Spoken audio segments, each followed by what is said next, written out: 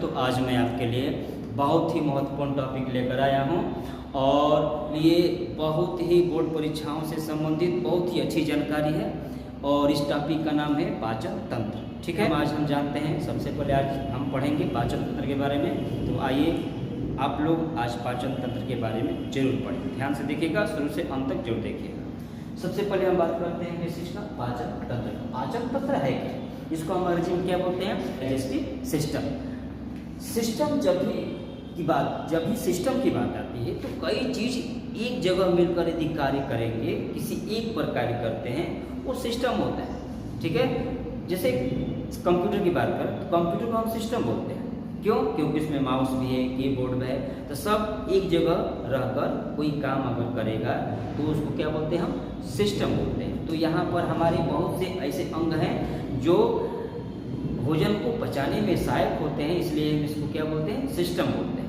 तो हम क्या पढ़ेंगे? पाचन तंत्र, डाइजेस्टिव सिस्टम। इस पाचन तंत्र को दो पार्ट में बांटा गया है। पाचन तंत्र को किसी भोजन को पचाने में दो भागों का प्रयोग होता है। वो क्या है?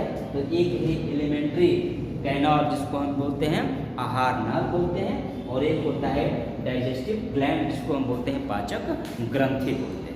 ठीक है, इन दोनों का काम है किस भोजन को पचाने। तो इसकी जानकारी लेने से पहले हम छोटी सी जानकारी लेते हैं कि पाचन तंत्र जो होता है वह हम भोजन को पचाने का मतलब क्या है, तरीका क्या है, क्यों, मतलब ये पाचन तंत्र है क्या? सबसे पहले हम ये जानेंगे। तो किसी जटिल पदार्थ को सरल कर देना, अर्थात जब हम भोजन करते हैं, जैसे रोटी है, चावल है, तो उसको कुचना पड़ता है। तो किसी जटिल पदार्थ को हमारे पेट के अंदर वो जटिल पदार्थ जाएगा और उसको सरल कर देना ही क्या कहलाएगा? पाचन कहलाएगा। अब ध्यान देना है कि पाचन में जल का पाचन नहीं होता, विटामिन का पाचन नहीं होता, क्योंकि इनके कण ऑलरेडी बहुत छोटे होते हैं, इनको पचाने की जरूरत नहीं पड़ती, इनका ऑब्जर्वेशन होता है, इनका अवशोषण होता है। तो याद रखिएगा, जल का, विटामिन का, खनिज का पाचन नहीं होता, इनका अवशोषण होता है, क्योंकि ऑलरेडी छोटे होते हैं, बहुत ही छोटे, इनको पचाने की जरूरत नहीं पड़ती। पाचन, अब ध्यान देना, साइको हमने पाचन तंत्र एक फिजियो और केमिकल प्रक्रिया है। मतलब कैसे? जैसे हम किसी चीज को कूच देते हैं, कूच देंगे तो क्या हुआ? किसी चीज को हम कूच दें, जैसे दांत से कूचते हैं, रोटी खाते हैं, चावल खाते हैं, मीट खाते हैं, दाना खाते हैं, तो उस चीज को करने में हमें बल की आवश्यकता पड़ती है, तो वह क्या है? आपका फिजियो है। ठीक है, और केमिकल क्या है? जब हमारे पेट के अंदर जाएगा तो अनेक प्रकार के जो रस हैं, एंजाइम्स हैं, वो उसको क्या कर देंगे? पाचक कर देंगे। अनेक प्रकार की रासायनिक अभिक्रियाएं हमारे पेट में होती है, इसलिए जो पाचन है वह एक फिजियो प्रक्रिया है और एक केमिकल प्रक्रिया होती है। पाचन का मुख्य कार्य क्या है? भोजन से ऊर्जा, भोजन को पचाने का मुख्य कार्य क्या है? क्योंकि हमें उस भोजन से क्या प्राप्त होता है? हमें ऊर्जा प्राप्त होता है। ठीक है, तो इस चीज को ध्यान से आप लोग देख लीजिए। अब हम बात करते हैं यहाँ पर। सबसे पहले आप इस चीज को ध्यान से देखिएगा, जो हमारा एलिमेंट्री नाल है वो लगभग 32 फीट है। एलिमेंट्री जो नाल है लगभग 32 फीट है। तो किसी भोजन को पचाने में आहार नाल की भी जरूरत पड़ती है और पाचक ग्रंथि की भी जरूरत पड़ती है। ये दो मिलकर किसी भोजन को पचाते हैं, इसीलिए इसको हम क्या बोलते हैं? सिस्टम, इसी सिस्टम के अंतर्गत आते हैं, इसलिए इसको पाचन तंत्र कहा जाता है, डाइजेस्टिव सिस्टम कहा जाता है। अब बात हम एक एक बात करते हैं, क्या ध्यान दीजिएगा। सबसे पहले यह मुख गुहा, इसके बाद ग्रास नली, इसके बाद आमाशय, छोटिया, बड़िया, गुदा। ठीक है, हम इस चीज को फिगर से देखते हैं, ध्यान से देखिएगा। सबसे पहले हम कोई भी चीज खाते हैं तो सबसे पहले क्या रखते हैं? मुंह में रखते हैं। ये जो खाली जगह है इसलिए इसको गुहा कहा जाता है। तो मुख गुहा, कोई भी भोजन होगा हम पहले अपने मुख में रखेंगे। तो ये वाला जो पोर्शन है यह क्या है? आपका मुख गुहा। क्या है? मुख गुहा। इसके बाद जो भोजन जब हम अंदर निगलेंगे तो वह नली में आएगी, वो नली क्या कहलाएगी? ग्रास नली, जिसको हम अंग्रेजी में क्या बोलते हैं? फूड पाइप बोलते हैं। वो क्या, ये वाली जो नली है ना, इसको बोलते हैं ग्रास नली बोलते हैं। इसके बाद भोजन कहाँ जाएगा? यहाँ पेट में। कहाँ जाएगा? यहाँ पेट में। अब ध्यान देना है कि पेट के अंदर वाले भाग को ये हमारा पेट है, तो पेट के अंदर वाले भाग को हम क्या बोलते हैं? अमाशय बोलते हैं। पेट के अंदर वाले भाग को क्या बोलते हैं? हम अमाशय बोलते हैं। और पेट के ऊपर वाले भाग को क्या बोलते हैं? हम उदर बोलते हैं। ये जो पेट है ना, ये ऊपर वाला भाग ये उदर होता है, ठीक है। गणेश जी क्या बोलते हैं? लंबोदर, लंबा पेट वाला, लंबा पेट वाला।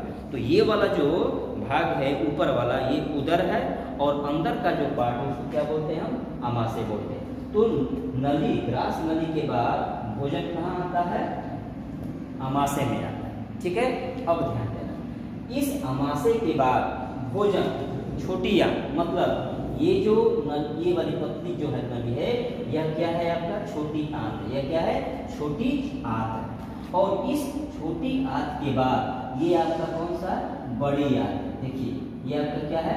बड़ी आंत। यहाँ से होते हुए फिर गुदा तक आएगा, और जो ये गुदा के रास्ते से बाहर निकल जाता है। मतलब जो बचा हुआ अवशिष्ट पदार्थ होता है वो गुदा से बाहर निकलता है। तो क्या क्या मतलब है? मुख गुहा, सबसे पहले हम भोजन यहाँ करेंगे, इसके बाद ग्रास नली जो फूड पाइप है वहाँ जाएगा।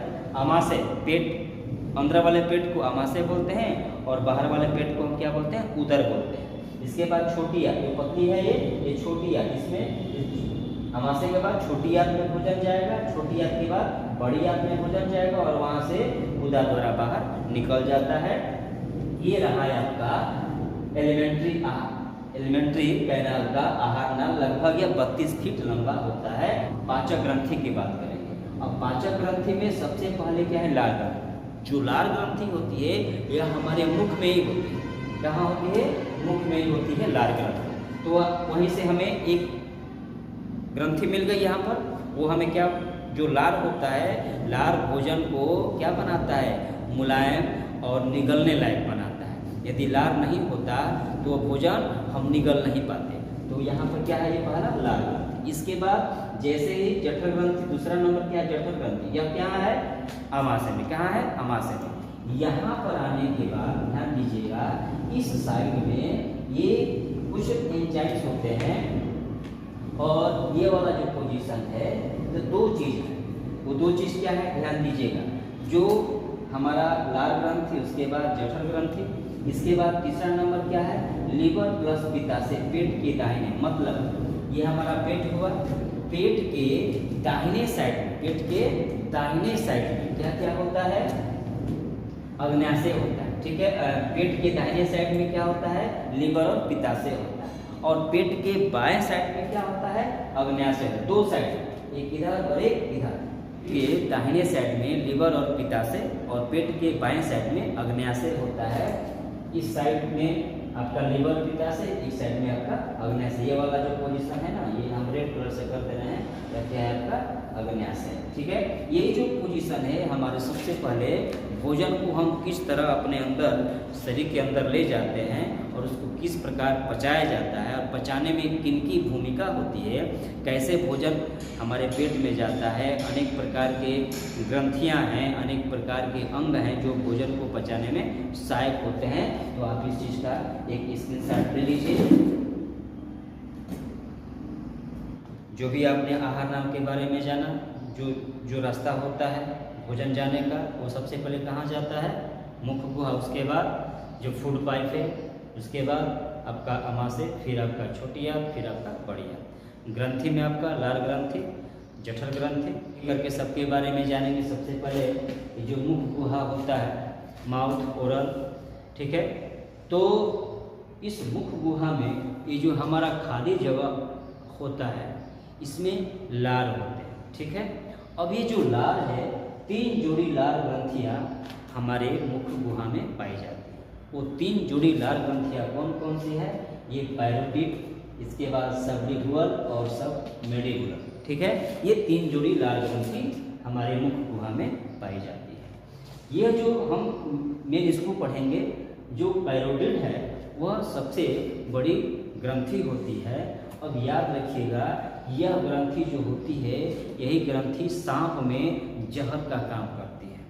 जो अब हम बात करते हैं कि मानव में 1 से 1.5 लीटर लार बनता है। मानव में 1 से 1.5 लीटर तक लार हम लोग के मुख में बनता है। ये जो देखते हो ये हम बहुत ऐसे लोग होते हैं जिनका लार एकदम मुंह में भरा हुआ होता है, ठीक है, लेकिन ये जो लार है हमारे भोजन पचाने में बहुत ही सहायक होता है। यह हमारे भोजन को क्या कर देता है, एकदम मुलायम कर देता है। तो आइए इसके बारे में और जानकारी लेते हैं। ये जो लार होता है, लार ग्रंथियों के 4 एंजाइम होते हैं। लार ग्रंथियों में कितने एंजाइम होते हैं, 4। ये एक एक नंबर के क्वेश्चन को आप ध्यान दीजिएगा। ये लार ग्रंथि में 4 एंजाइम होते हैं। कौन कौन सा, लाइसोजाइम, टाइलिन, डाइस्टेज और म्यूकस, ठीक है। जो लाइसोजाइम जो आपका एंजाइम है यह जीवाणुनाशक है, जीवनाशी लिखे हैं, जीवाणुनाशक है। कैसे, तो आपने देखा होगा कि हम कभी भी हाथ गंदा रहता है, जैसे मान लीजिए जो काम वाम करने वाले हैं ज़्यादातर, तो वो अपना कुछ भी आया तो हाथ ऐसे पोंछ दिए और लेकर ऐसे खा लेते हैं, ठीक है, हाथ धोते नहीं हैं। तो फिर भी कहने का मतलब यह है कि वो जो हमारे मुख में जो लाइसोजाइम एंजाइम होता है वह जीवाणुओं को नाश करने वाला एंजाइम होता है। छोटे बच्चे होते हैं, जैसे ही मन करेगा कुछ भी मुंह में डाल लेंगे, जैसे हाथ रहेगा उसी तरह खा लेते हैं। तो यही एंजाइम जीवाणुओं का क्या कर देता है, नाश कर देता है। अब ध्यान देना 2 चीज़ यहाँ पर, टाइलिन और डाइस्टेज, ये 2 एंजाइम है लेकिन दोनों का काम एक सेम है, ठीक है। इन दोनों का काम क्या है, स्टार्च। स्टार्च का मतलब होता है मंड। जो अनाज का ऊपरी आवरण होता है उसको मंड बोलते हैं, ठीक है, और जो अंदर वाला जो ऊपरी आवरण होता है उसको क्या बोलते हैं, मंड। मंड को हम अपनी भाषा में चोकर कहते हैं। ध्यान देना, आटा जो होता है वो आप कितना भी उसको चाल लेंगे उसमें चोकर रहना ही रहना है। 100% चोकर निकाल कर यदि आप खाएंगे इसका मतलब आप मैदा खा रहे हैं। तो मैदा की रोटी यदि आप 4-5 खा लेते हैं तो नहीं पचेगा, लेकिन वैसे ही हम लोग रोटी खाते हैं तो हम 2, 4, 5, 6 रोटी आराम से पचा लेते हैं, वो बहुत मुलायम हो जाता है। इसलिए चोकर वाला ही अनाज आपको खाना चाहिए। आप पाचन में बहुत अच्छा, मतलब पचने में सहायक, जो बहुत जल्दी पच जाता है। तो ऊपर वाले भाग को हम क्या बोलते हैं, मंड बोलते हैं। अंदर वाले भाग को हम कार्बोहाइड्रेट, उसके बारे में आगे जानकारी दी जाएगी आपको। अब है म्यूकस, भोजन को चिपचिपा करता है। जो हमारा मुख में जब भोजन जाता है तो उस भोजन को चिपचिपा कौन करता है, तो उस एंजाइम का नाम क्या है, म्यूकस, ठीक है। तो आपने क्या जाना, एंजाइम के कितने एंजाइम, 4। कौन कौन सा, लाइसोजाइम, इसके बाद टाइलिन, इसके बाद डाइस्टेज और एक म्यूकस। लाइसोजाइम क्या है, जीवाणुनाशक है। टाइलिन है, डाइस्टेज, ठीक है, यह क्या करता है, स्टार्च को, मंड को पाचन में सहायक करता है। म्यूकस ये भोजन को चिपचिपा बनाता है, ठीक है। ये हम किसका, ग्रास नली का, ठीक है। मुख के बाद कहाँ हमारा जाता है भोजन, ग्रास नली में, ठीक है। याद रखिएगा, भोजन जाने वाला जो नली है उसको ग्रास नली बोलते हैं, और जो सांस लेने वाली नली होती है उसको हम ग्रसनी बोलते हैं। क्या बोलते हैं, ग्रसनी। ये ध्यान दीजिएगा आप लोग। ये ग्रास नली है, इसकी लंबाई लगभग 25 सेंटीमीटर होती है। अभी आपको फिगर में दिखाएं कि कौन ग्रास नली है। ध्यान देना, इसमें पाचन नहीं होता, इस नली में पाचन नहीं होता है, क्योंकि नली उस ग्रास नली में जाने के बाद कहाँ जाता है, हमारे आमाशय में पाचन, ठीक है। वहाँ हमारा जो आमाशय में जाता है, अंदर वाले भाग को हम क्या बोलते हैं, अंदर वाले भाग को आमाशय, ऊपर वाले भाग को हम उदर बोलते हैं। तो इसमें पाचन नहीं होता है। भोजन को धकेलने के लिए इसमें क्रमानुकुंचन होता है। ध्यान दीजिएगा कि जैसे भोजन खाएंगे इसका मतलब एकाएक थोड़े गिर जाता है पेट में। एकाएक अगर पेट में गिरेगा भोजन, पेट नली से एकाएक भोजन नीचे गिरेगा तो क्या लगेगा, चोट लगेगी। सिर्फ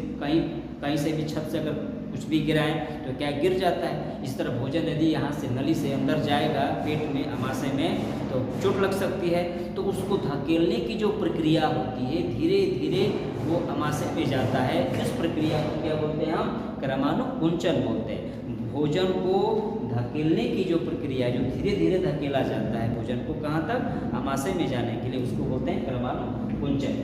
मुख में आने वाले भोजन को, अब ध्यान देना, जैसे हम मुख में भोजन करते हैं तो जो भोजन हम मुख में डालते हैं, ठीक है, तो उसको बोलते हैं बोलस। क्या बोलते हैं हम, ठीक है, बोलस। एक चीज़ है कि जो चीज़ हम उल्टी करते हैं, ठीक है, अर्थात पेट के अंदर से निकलने वाले भोजन को हम काइन कहते हैं। क्या बोलते हैं, काइन, ठीक है। वो हम लोग अपनी भाषा में उल्टी कहते हैं, तो उसको क्या बोलते हैं, पेट के अंदर से निकलने वाले भोजन को काइन कहते हैं। और पेट में जाने वाले मतलब भोजन, जाने वाले भोजन को बुलस कहते हैं, पेट के अंदर से निकलने वाले भोजन को कायना है। कि अमाशय में जो भोजन होता है वह 4 घंटे तक रहता है। अमाशय में भोजन कितने घंटे तक? 4 घंटे तक। ध्यान देना, बहुत ऐसे लोग हैं जो दिन में कई बार खाते हैं लेकिन हल्का हल्का खाते हैं। भाई डॉक्टर भी कहते हैं जो शुगर वाले मरीज होते हैं वो उनको दिन में कई बार खाना चाहिए लेकिन हल्का हल्का भोजन लेना चाहिए। तो कहने का मतलब कि अमाशय में भोजन कितने घंटे तक रहता है? 4 घंटे तक। अमाशय के 3 भाग होते हैं, हमने एक फिगर दिया है यहाँ पर, 3 पार्ट हमने दिया है, ठीक है। ऊपरी भाग को हम कार्डियक बोलते हैं, बीच वाले भाग को हम फंडिक बोलते हैं और एक भाग है पाइलोरिक, सबसे लास्ट वाले भाग को हम पाइलोरिक बोलते हैं। अब आइए बात करते हैं कार्डियक का। ऊपरी भाग जीवाणुनाशी भोजन तोड़ता है। जो ऊपर वाला भाग, अमाशय का जो ऊपर वाला भाग होता है वह क्या करता है? उस भोजन को तोड़ता है। जो भी कुछ खाएं हम उसको क्या कर देगा? वो तोड़ देता है।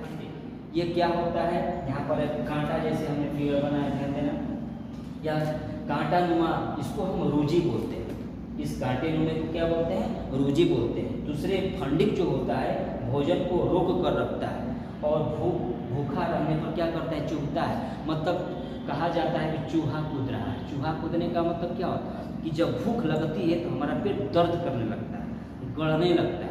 उस गड़ने का मतलब क्या है? कि जो कांटा नुमा है ना, जिसको रूजी बोलते हैं, यह हमारे पेट में चुभने लगता है। इसीलिए ज़्यादा देर तक भूखा रहने पर हमारा पेट दर्द करने लगता है, गड़ने टाइप का, मतलब चुभन होने लगती है। यह कौन सा भाग है? फंडिक वाले भाग में यह पाया जाता है। अब है तीसरा पाइलोरिक। पाइलोरिक क्या होता है? जठर ग्रंथि। जो आपने देखा है कि जो अमाशय में है, अमाशय में कौन सी ग्रंथि होती है? जठर ग्रंथि। और जठर ग्रंथि से जठर रस निकलता है। तो जठर ग्रंथि से जठर रस निकलता है। जो आप इस पाचन में एक एक छोटी छोटी जानकारी ले सकते हैं, 1 नंबर की जानकारी ले सकते हैं। आप इसको, इस चीज़ का स्क्रीनशॉट लेकर आप इसको नोट कर लीजिए। इसका स्क्रीनशॉट ले लीजिए।